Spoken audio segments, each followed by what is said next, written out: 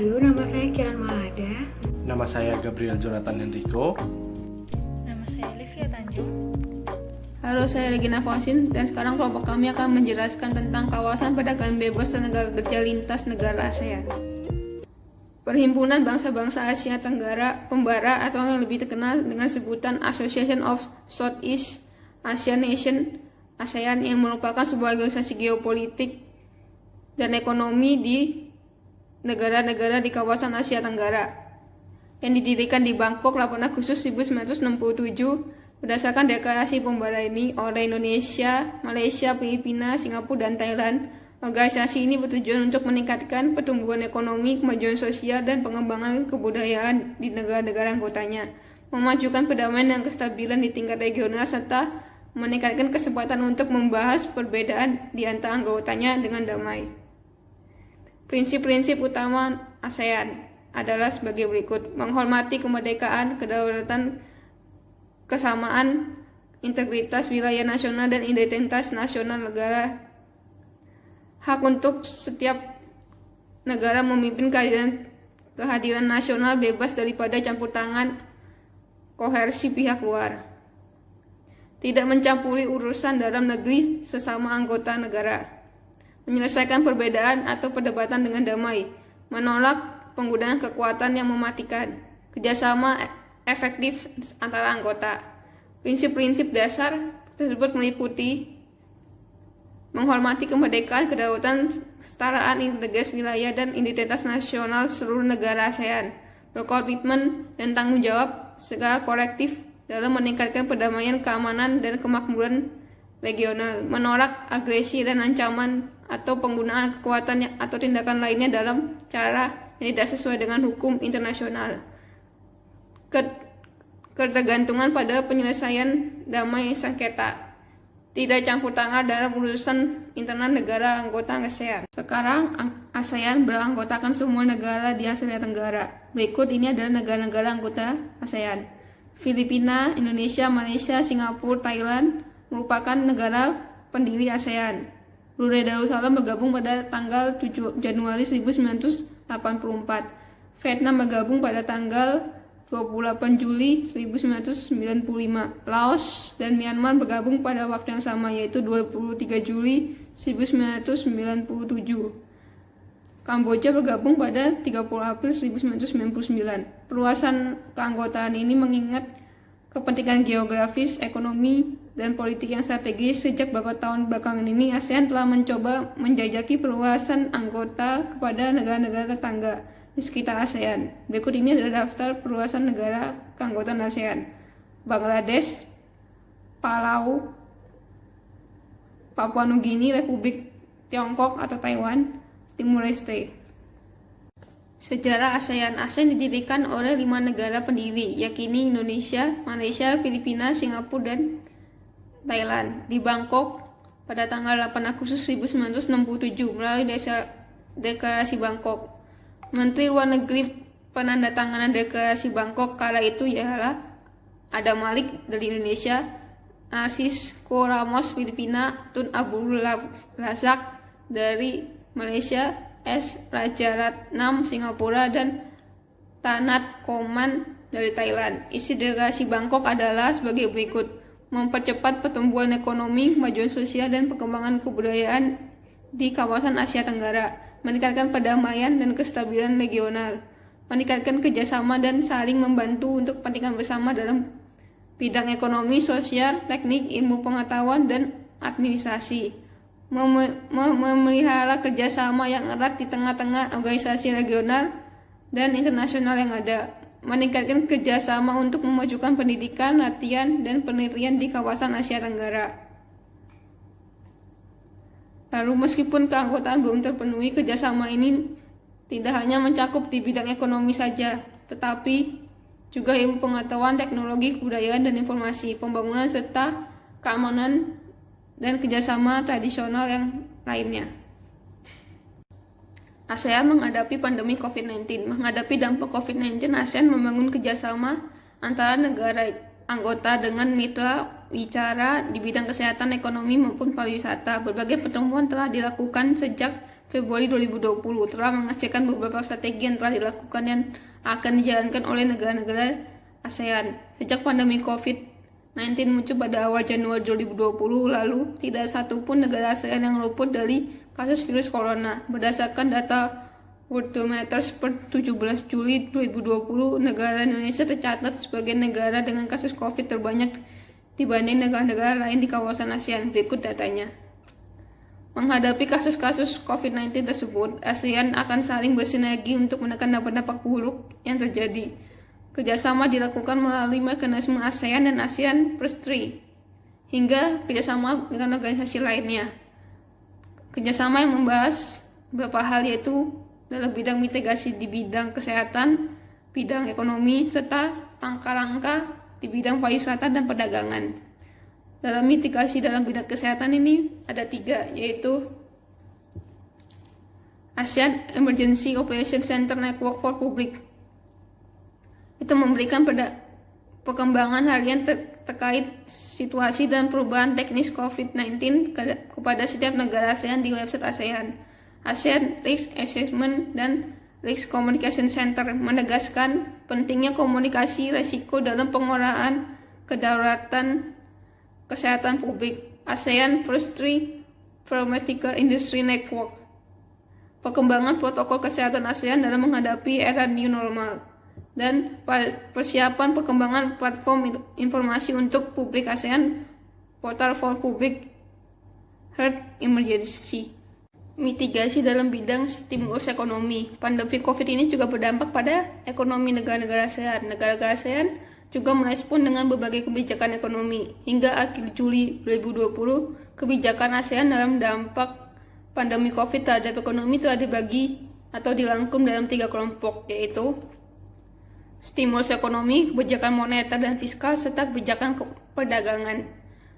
Kebijakan negara-negara ASEAN dalam meluncurkan paket stimulus ekonomi yang dirangkum dalam ASEAN Policy Brief 1 yang telah diterbitkan pada April 2020 untuk memitigasi dampak COVID-19 di bidang ekonomi. Negara-negara di ASEAN meluncurkan berbagai paket stimulus ekonomi sejak Februari 2020. Secara umum, kebijakan yang dilakukan negara-negara ASEAN dapat digolongkan menjadi 5 hal. Yang pertama, insentif pajak bagi bisnis yang terdampak, khususnya UMKM. Kedua, subsidi seperti bantuan tunai, diskon tagihan listrik, hingga insentif tambahan bagi mereka yang bekerja di sektor kesehatan. Ketiga, penanggung pembayaran pajak atau pinjaman. Keempat, pembebasan biaya atau penerapan biaya yang lebih rendah dari pemerintah. Kelima, Bank Sentral menerapkan kebijakan penurunan suku bunga dan membeli surat berharga atau obligasi pemerintahan. Institut Keuangan Internasional juga memberikan dukungan bagi negara-negara yang terimbas pandemi COVID. IMF berjanji meningkatkan kapasitas pinjaman anggota menjadi 1 triliun dolar AS. Nah, di sini saya akan menjelaskan tentang mitigasi dalam bidang kebijakan fiskal dan moneter. Yang pertama, Bank Sentral di negara-negara ASEAN menerapkan kebijakan pemotongan suku bunga, pengurangan rasio cadangan, dan pembelian aset untuk mempertahankan stabilitas keuangan, menjamin likuiditas dalam sistem, dan menurunkan biaya kredit. Nah, yang kedua, ASEAN telah bekerja sama memperkuat CMIM, yaitu sebuah mekanisme pengaturan pertukaran berbagai mata uang untuk menyediakan likuiditas jangka pendek kepada anggota pada saat dibutuhkan. Yang ketiga, negara-negara ASEAN mengambil langkah paket fiskal dengan total anggaran 318,2 miliar dolar AS yang setara dengan 10,1% PDB ASEAN pada 2019 sebagai stimulus pemulihan ekonomi yang juga dialokasikan ke sektor kesehatan dan subsidi rumah tangga. Kemudian saya akan menjelaskan tentang langkah perdagangan negara-negara ASEAN, yaitu dengan cara mempertahankan dan membangun kembali hubungan dagang dengan cara menjaga pasar tetap terbuka. Untuk menjaga pasar tetap terbuka, sedikitnya sudah 4 kali kerjasama yang dilakukan oleh negara-negara ASEAN.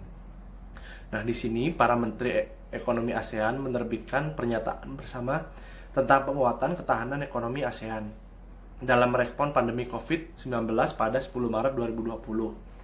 Para Menteri Pertanian dan Kehutanan ASEAN juga menerbitkan pernyataan bersama pada 15 April 2020. Nah, Selanjutnya, pada 14 April 2020, para pemimpin ASEAN mendeklarasikan komitmen menjaga pasar tetap terbuka bagi perdagangan dan investasi untuk meningkatkan kerjasama di antara negara-negara ASEAN dan negara partner ASEAN. Dan yang terakhir, pada 4 Juni 2020, para Menteri Ekonomi ASEAN menyepakati Hanoi Plan of Action dalam memperkuat kerjasama ekonomi ASEAN dan keterhubungan rantai pasok dalam merespon pandemi COVID-19. Kemudian di sini saya akan menjelaskan tentang pemulihan pariwisata dan perjalanan di negara ASEAN. Membina koordinasi ASEAN dalam pertukaran informasi, perjalanan, standar kesehatan dan langkah lain yang diperlukan dalam mengendalikan penyebaran wabah COVID-19 melalui peningkatan operasi Tim Komunikasi Krisis dan Pariwisata ASEAN atau ATCCT. Penerapan kebijakan dan langkah-langkah yang tepat untuk meningkatkan kepercayaan antara pengunjung domestik dan internasional ke negara Asia Tenggara. Pengembangan dan implementasi rencana pemulihan krisis pasca COVID-19, kemampuan pariwisata ASEAN, upaya promosi dan pemasaran wisata dengan tujuan memajukan ASEAN sebagai single tourist destination, yaitu dengan cara mempercepat kerjasama dengan mitra wicara ASEAN, organisasi internasional dan industri yang relevan. Nah, di sini kita bisa lihat juga status karantina dan pelanggaran penerbangan di 6 negara ASEAN. Saya akan menjelaskan tentang pertemuan dan kesempatan bersama anggota ASEAN. Nah, KTT ASEAN pada 14 April 2020 menghasilkan sebuah deklarasi yang secara garis besar memuat 7 keputusan utama, yaitu yang pertama, pentingnya memperkuat kerjasama dalam upaya melawan COVID-19, antara lain saling tukar informasi, pengembangan, penelitian, pengembangan epidemiologi, dan lain-lain. Yang kedua, pentingnya memberikan perlindungan bagi warga negara ASEAN di tengah pandemi virus corona atau COVID-19.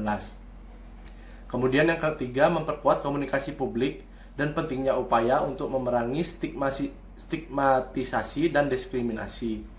Kemudian yang keempat, komitmen untuk mengambil alih aksi bersama dan kebijakan yang terkoordinasi untuk memitigasi dampak ekonomi dan sosial. Kemudian yang kelima, untuk menekan pentingnya pendekatan komprehensif yang melibatkan berbagai pemangku kepentingan dan lintas sektor. Yang keenam, untuk menugaskan para menteri ekonomi ASEAN untuk memastikan tersambungnya rantai pasokan agar perdagangan di kawasan terus berjalan. Dan yang ketujuh, terakhir, untuk mendukung realokasi Trust Fund ASEAN guna menanggulangi memerangi pandemi COVID-19. Di sini saya akan menjelaskan tentang tenaga kerja asing. Presiden Jokowi menerbitkan Peraturan Presiden atau Perpres nomor 20 tahun 2018 tentang penggunaan tenaga kerja asing pada 26 Maret 2018 dengan salah satu upaya peningkatan investasi. Nah, pada pasal 43 ayat 3 Undang-Undang nomor 13 tahun 2013 tentang ketenaga kerjaan yang mengatur rencana penggunaan tenaga kerja asing atau RPTKA tidak wajib apabila untuk kepentingan instansi pemerintah, badan-badan internasional, dan perwakilan negara asing. Dan di Indonesia sendiri, visa kerja untuk TKA yang bekerja dan tinggal di Indonesia terdiri dari 2 jenis, yakni kartu izin tinggal terbatas atau KITAS dan kartu izin tinggal tetap atau KITAP yang diterbitkan oleh Direktorat Jenderal Imigrasi. Selanjutnya saya akan menjelaskan bagaimana cara mendapatkan KITAS. Untuk yang pertama, perusahaan yang menggunakan jasa TKA harus mendapatkan persetujuan dari pemerintah. Selain itu, pemberi kerja juga harus menyerahkan RPTKA yang akan menjadi dasar penerbitan KITAS.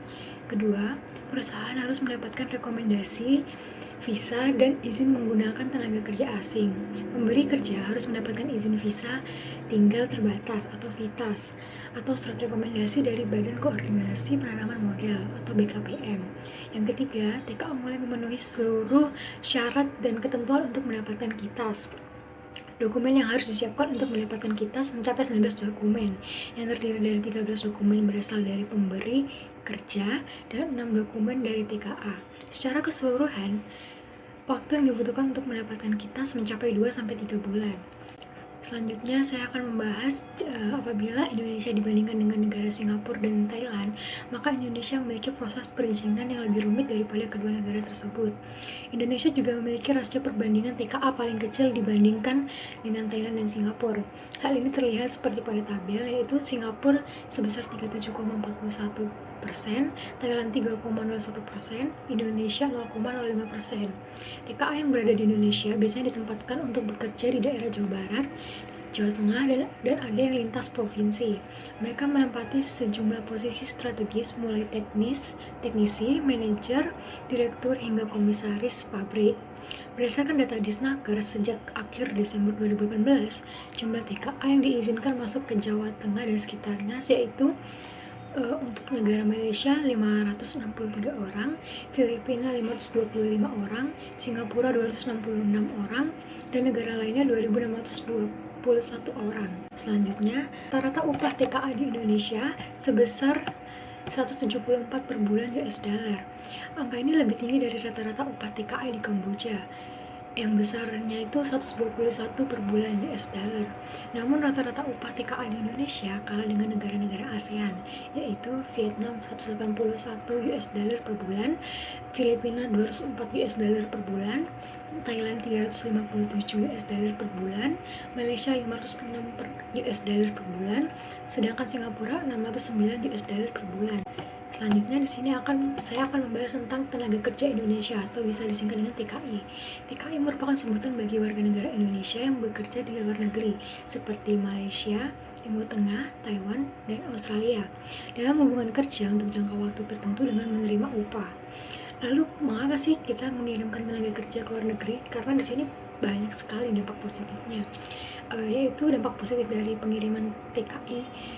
Ini antara lain, yang pertama mengurangi tingkat pengangguran di daerah tertentu, yang kedua meningkatkan taraf kehidupan atau kesejahteraan bagi keluarga, yang ketiga menambah cadangan devisa negara dari sektor non-migas, yang keempat meningkatkan pemberdayaan kaum perempuan bagi tenaga kerja wanita yang bekerja di sektor formal, contohnya seperti pabrikan atau perawat. Yang kelima, meningkatkan pendapatan dan belanja daerah tertentu. Yang keenam, mengurangi kepadatan penduduk di suatu daerah tertentu. Selanjutnya, ketika ada dampak positif, tentu ada dampak negatif. Nah, dampak negatif dari tenaga kerja Indonesia sendiri itu yang pertama, perlindungan terhadap kaum perempuan menurun seiring dengan seringnya terjadi KDRT atau kekerasan dalam rumah tangga maupun penganiayaan di negara tujuan.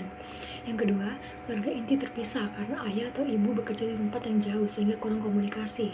Yang ketiga, pergeseran norma budaya, TKI yang sudah kembali terbiasa dengan budaya negara tujuan yang terkadang tidak sesuai dengan budaya Indonesia. Yang keempat, meningkatnya angka perceraian di daerah tertentu. Yang kelima, pembekalan yang kurang dari agen TKI membuat para TKI mendapatkan perlakuan yang tidak semestinya, seperti upah yang tidak sesuai, kesejahteraan, dan kesehatan yang diabaikan majikan. Yang keenam, tingkat pendidikan calon TKI yang rendah dapat membuat calon TKI menjadi korban penipuan baik sejak dari pengurusan dokumen hingga saat kembali ke tanah air. Tenaga kerja Indonesia atau TKI sering disebut sebagai pahlawan devisa karena dalam setahun bisa menghasilkan devisa 60 triliun rupiah.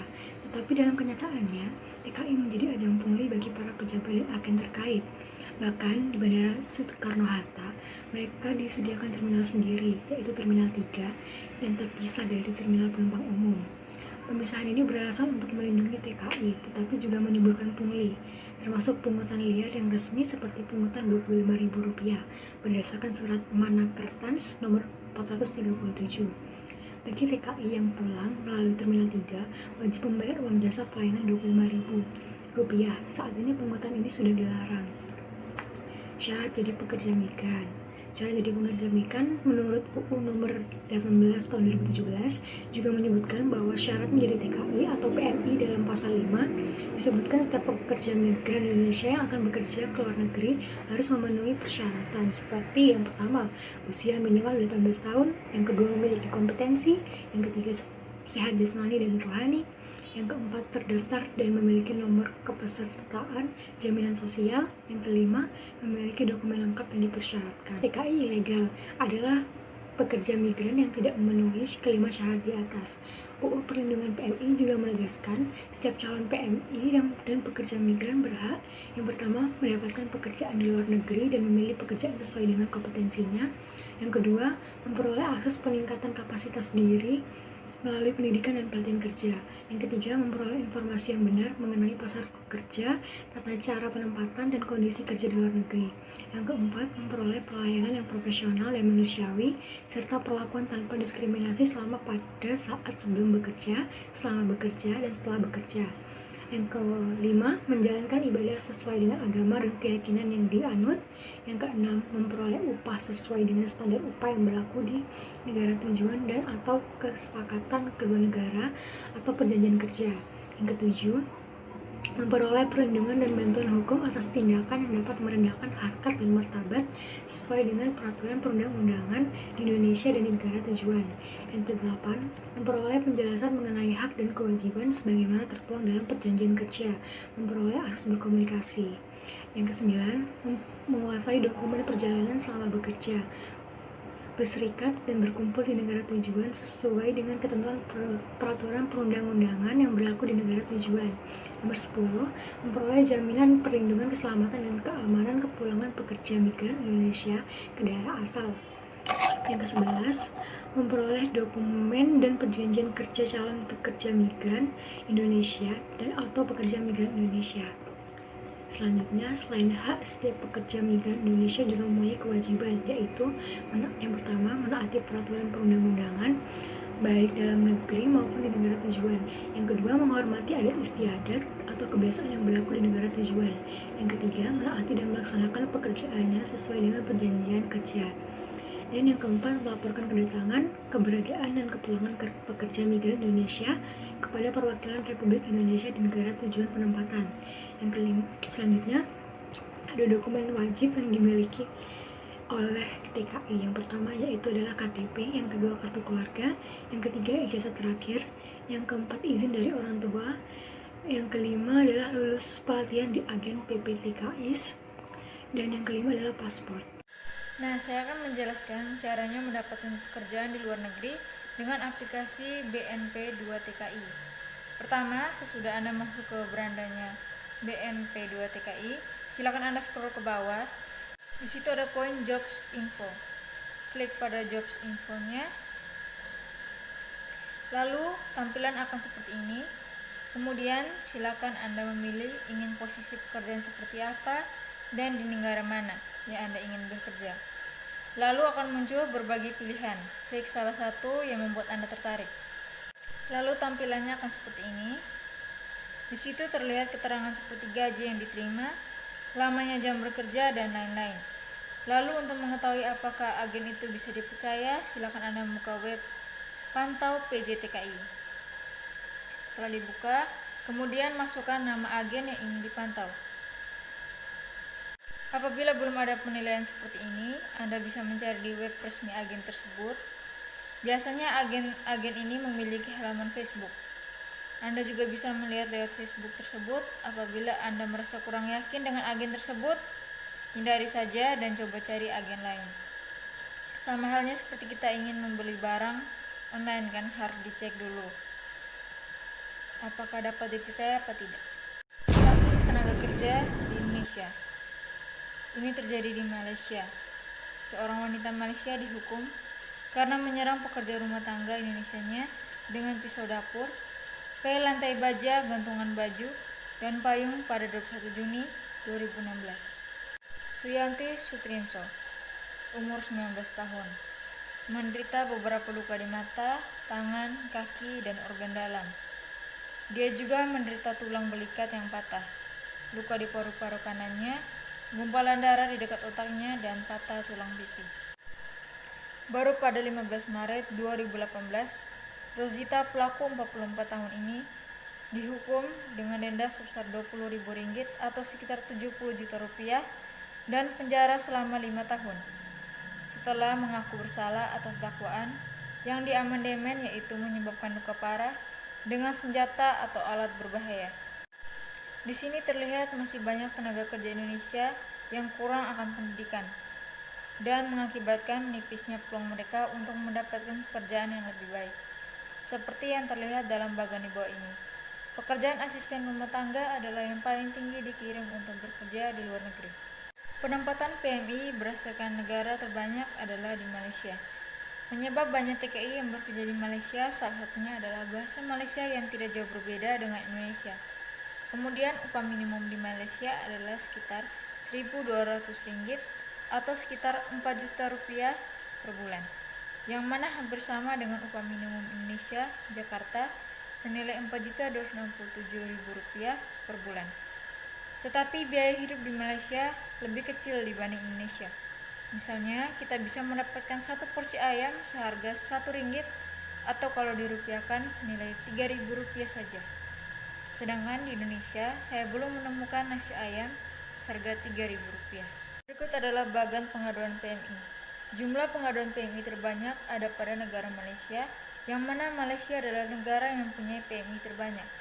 Sekitar 2,2% PMI mengalami kekerasan fisik atau melaporkan pengaduan lainnya. Yang perlu kita perhatikan di sini adalah negara Saudi Arabia menempati posisi kedua pengaduan PMI.